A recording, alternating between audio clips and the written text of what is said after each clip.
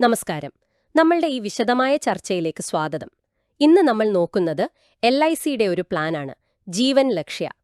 പ്രധാനമായും നമ്മുടെ കുടുംബത്തിന്, പ്രത്യേകിച്ച് കുട്ടികളുടെ ഭാവിക്ക് വേണ്ടി ഇതെങ്ങനെ ഉപകാരപ്പെടും, എന്തൊക്കെയാണിതിന്റെ ഗുണങ്ങൾ, നമ്മൾ സാധാരണ പൈസ ഇടുന്ന മറ്റു വഴികളിൽ നിന്ന് ഇതിനെന്താണ് ഒരു വ്യത്യാസം, ഇതൊക്കെ ഒന്ന് സിമ്പിളായിട്ട് മനസ്സിലാക്കാനാണ് ശ്രമിക്കുന്നത്. അപ്പോൾ നമുക്ക് കാര്യത്തിലേക്ക് കടക്കാമല്ലേ?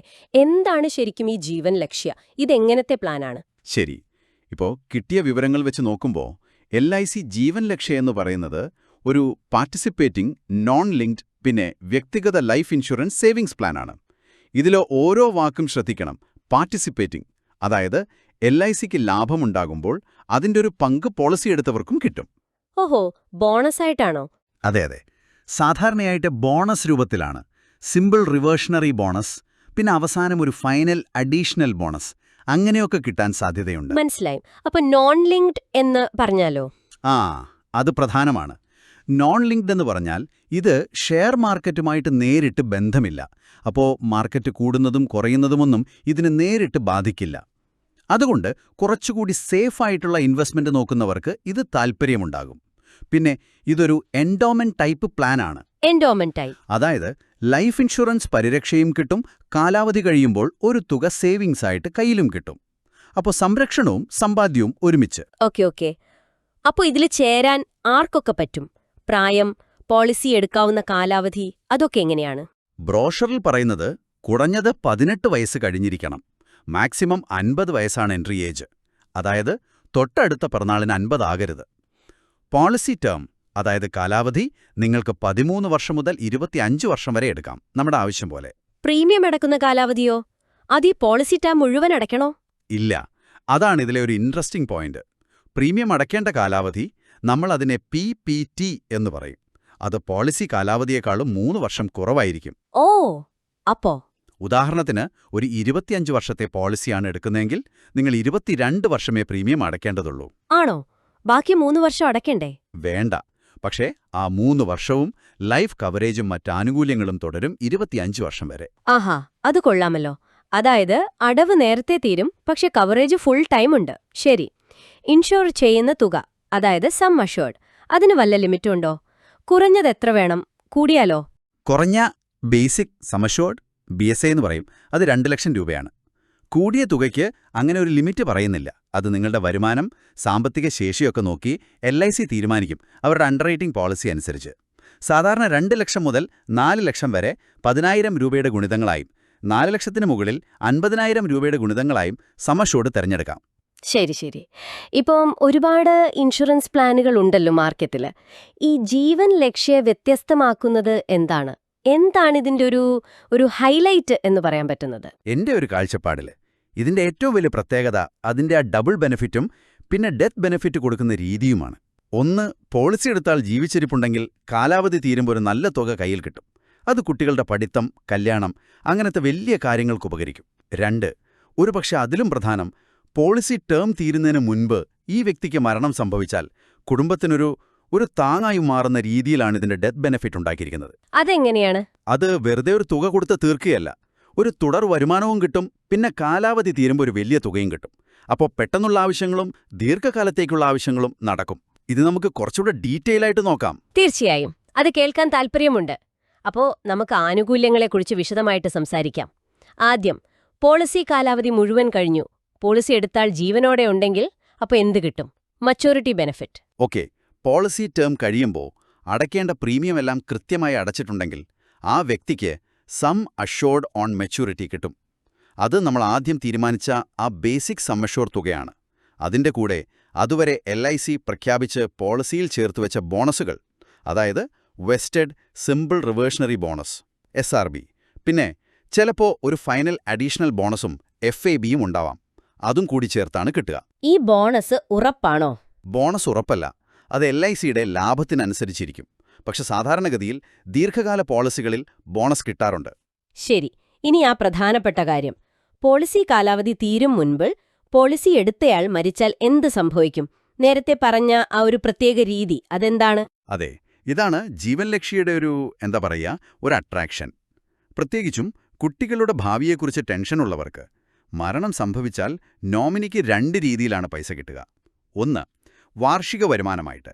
അതായത് പോളിസി എടുത്തയാളെ മരിച്ചതിന് ശേഷമുള്ള പോളിസി ആനിവേഴ്സറി മുതൽ പോളിസി കാലാവധി തീരുന്നതിന് തൊട്ടു മുൻപത്തെ ആനിവേഴ്സറി വരെ എല്ലാ വർഷവും ബേസിക് സം അഷ്യൂർഡിന്റെ 10% വെച്ച് നോമിനിക്ക് കിട്ടും. എല്ലാ വർഷവും? അതെ, എല്ലാ വർഷവും.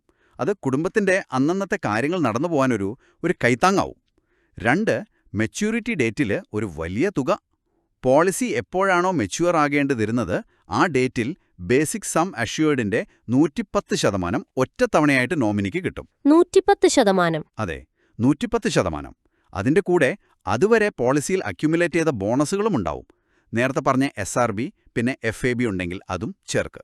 ഒരു മിനിറ്റ്, അപ്പൊ ആള് മരിച്ച ശേഷവും പോളിസിയിൽ ബോണസ് വന്നുകൊണ്ടിരിക്കോ? അതാണ് ഇതിലെ ഏറ്റവും പ്രധാനപ്പെട്ട കാര്യം. പോളിസി എടുത്തയാൾ മരിച്ചാലും പോളിസി അവസാനിക്കുന്നില്ല. അത് ബോണസിന് അർഹതയുള്ളതായി തുടരും. അങ്ങനെ കിട്ടുന്ന ബോണസ് അവസാനം ആ 110% സമ്മഷ്വേർഡിന്റെ കൂടെ ചേർത്ത് മെച്യൂരിറ്റി ഡേറ്റിൽ കൊടുക്കും. ഇത് കിട്ടുന്ന തുകയെ ശരിക്കും വർദ്ധിപ്പിക്കും. കൊള്ളാം. പിന്നെ ഒരു നിയമപരമായ ഉറപ്പുമുണ്ട്. മരിക്കുമ്പോൾ കിട്ടുന്ന ആകെ ബെനഫിറ്റ് പിന്നീട് കിട്ടുന്നതുൾപ്പെടെ അടച്ച പ്രീമിയത്തിന്റെ 105% കുറയില്ല എന്നും LIC ഉറപ്പു തരുന്നുണ്ട്. ഇത് ശരിക്കും ഒരു യുണീക്ക് സ്ട്രക്ചർ തന്നെയാണല്ലോ. നമുക്ക് ആ ബ്രോഷറിലെ ഉദാഹരണം വെച്ച് ഒന്നുകൂടി നോക്കിയാലോ? 35 വയസ്സുള്ള ഒരാൾ, 25 വർഷത്തെ ടേം, 22 വർഷം പ്രീമിയം അടയ്ക്കണം, സം അഷ്യൂർഡ് 2 ലക്ഷം. വാർഷിക പ്രീമിയം ഏകദേശം 9535 രൂപ, GST ഇല്ലാതെ. ഇതിലെങ്ങനെ വരും ആനുകൂല്യങ്ങൾ? ശരി, ആ ഉദാഹരണം നോക്കാം. ഒന്നാമത്തെ കേസ്. ആള് 25 വർഷം ജീവിച്ചിരിക്കുന്നു.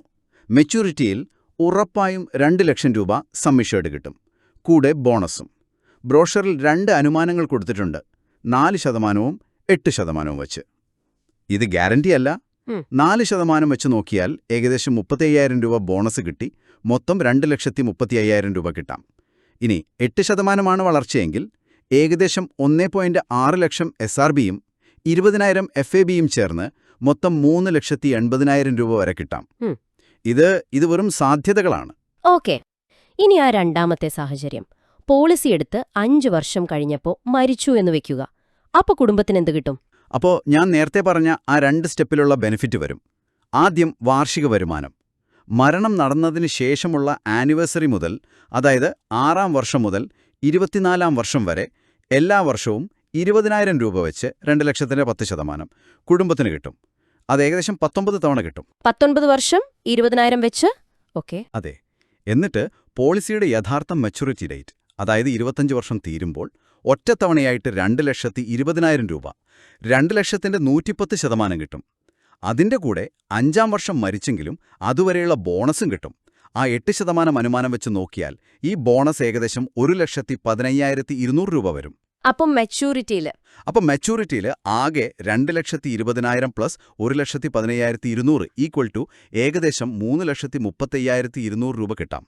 4% അനുമാനത്തിലാണെങ്കിൽ ഇത് 2,52,000 രൂപ, 2.2 ലക്ഷം പ്ലസ് 32,000 ബോണസാവും. ഓർക്കണം, ഈ തുക കിട്ടുന്നത് നേരത്തെ പറഞ്ഞ 19 വർഷത്തെ 20,000 രൂപയ്ക്ക് പുറമെയാണ്. വളരെ ക്ലിയറായി. അപ്പോൾ കുട്ടികളുള്ള അച്ഛനമ്മമാരുടെ ഭാഗത്തുനിന്ന് നോക്കിയാൽ ഇത് അവരുടെ ടെൻഷൻ എങ്ങനെയാണ് കുറയ്ക്കുന്നത്? ഇത് കറക്റ്റായിട്ട് അവരുടെ ആവശ്യങ്ങളെയാണ് അഡ്രസ്സ് ചെയ്യുന്നത്. ഒന്നാമത്, വരുമാനമുള്ള ആൾ പെട്ടെന്നില്ലാതായാൽ വീട്ടിലെ ചിലവുകൾ പെട്ടെന്ന് മുടങ്ങില്ല. ആ 10% വെച്ചുള്ള വാർഷിക വരുമാനം അതിന് സഹായിക്കും. രണ്ടാമത്, ഏറ്റവും പ്രധാനം, കുട്ടികളുടെ വലിയ കാര്യങ്ങള്, പഠിത്തം, കല്യാണമൊക്കെ അതിന് കരുതിവെച്ച പൈസ 110% സമ്മേഷോടും ബോണസും അച്ഛനോ അമ്മയോ ഇല്ലെങ്കിലും മുടങ്ങില്ല എന്നുറപ്പാക്കാം. ആ തുക കറക്റ്റ് മെച്യൂരിറ്റി ഡേറ്റിൽ കിട്ടും. അത് വലിയൊരു സമാധാനമാണല്ലേ? ശരിയാണ്.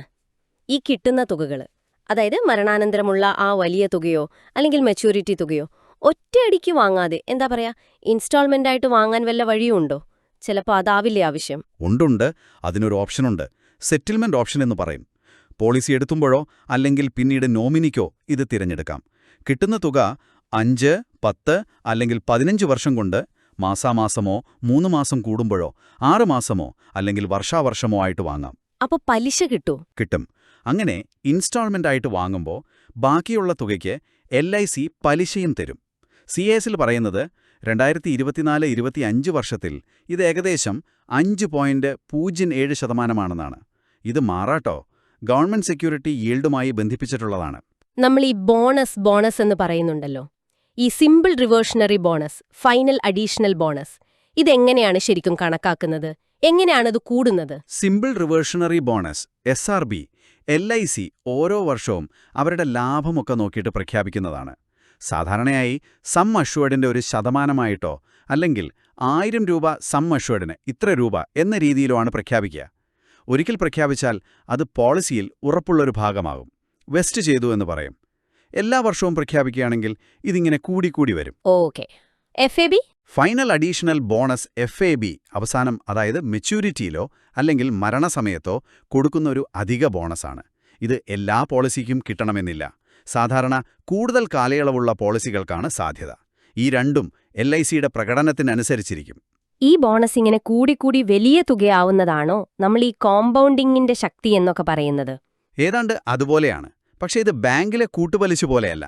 ഇവിടെ ഓരോ വർഷത്തെയും ബോണസ് ബേസിക് സം അഷ്വേർഡുമായി ബന്ധപ്പെട്ടാണ് വരുന്നത്.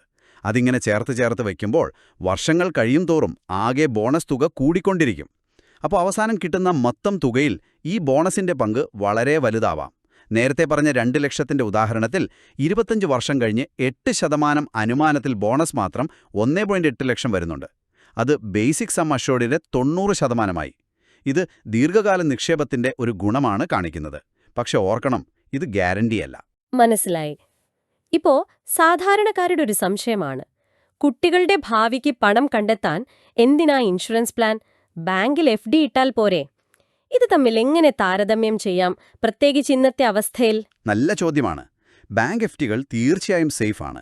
പെട്ടെന്ന് പൈസയ്ക്ക് ആവശ്യം വന്നാൽ എടുക്കാനും പറ്റും.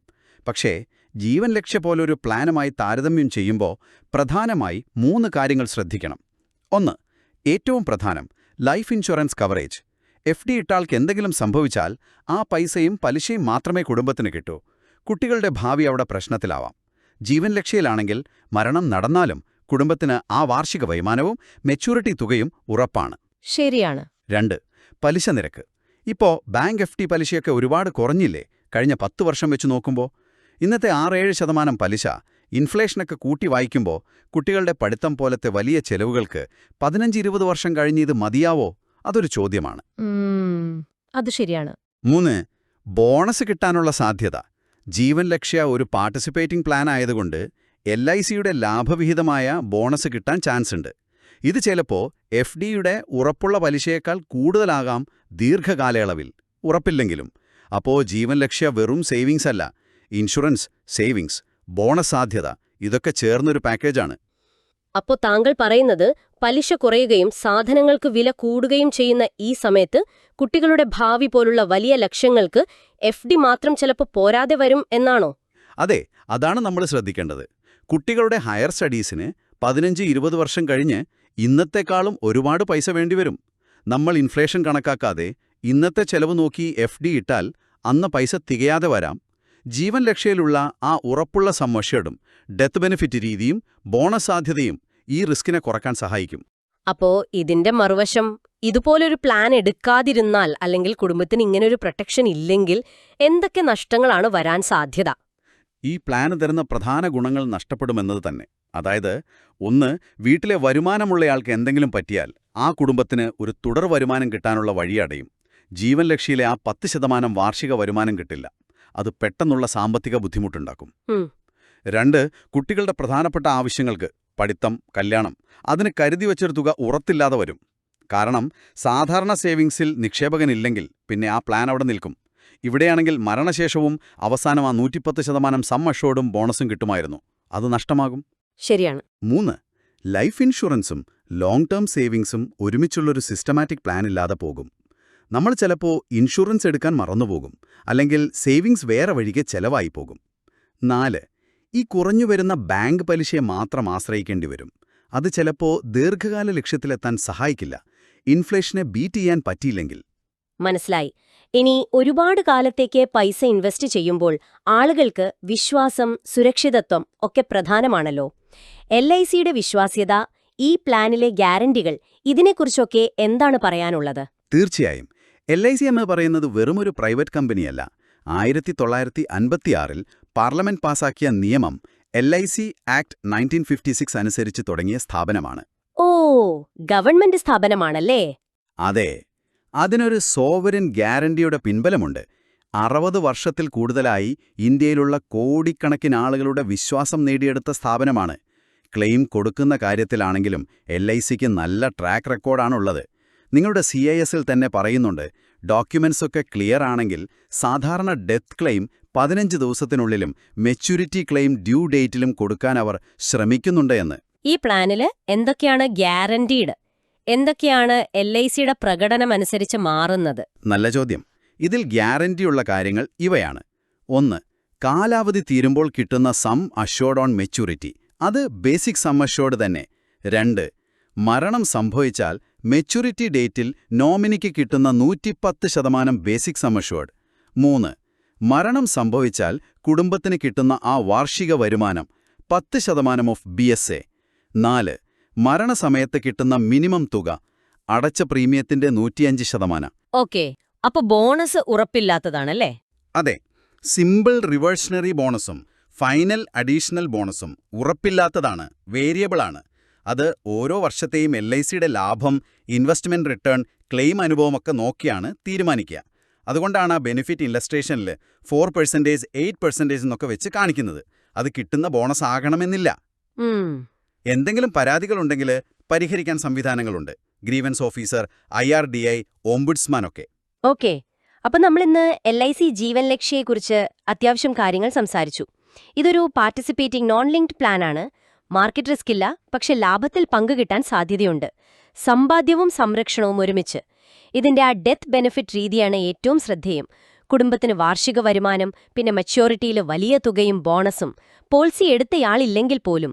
കുട്ടികളുടെ ഭാവിക്കായിട്ട് പ്ലാൻ ചെയ്യുന്നവർക്ക് എങ്ങനെ ഉപകാരപ്പെടും, FD പലിശയുമായി താരതമ്യം ചെയ്യുമ്പോൾ എന്താണ് ഇതിന്റെ മെച്ചം എന്നൊക്കെ നമ്മൾ നോക്കി.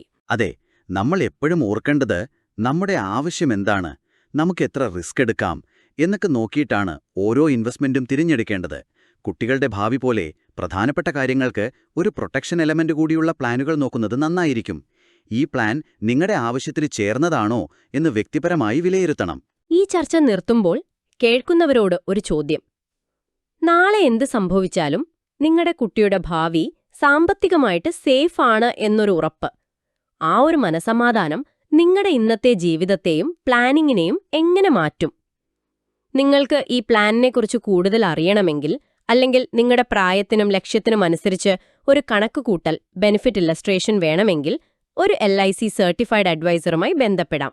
അതിനായിട്ട് ഈ നമ്പറിൽ വിളിക്കാവുന്നതാണ് 9846189371. നിങ്ങളുടെ കുട്ടികളുടെ പഠിത്തത്തിനും മറ്റാവശ്യങ്ങൾക്കും ഭാവിയിൽ എത്ര രൂപ വേണ്ടിവരും എന്നൊക്കെ ഒന്ന് ആലോചിച്ച് അതിനനുസരിച്ചുള്ളൊരു ഇല്ലസ്ട്രേഷൻ ചോദിച്ചു മനസ്സിലാക്കുന്നത് നല്ലൊരു തുടക്കമാകും. ഈ ചർച്ച ശ്രദ്ധിച്ച എല്ലാവർക്കും നന്ദി.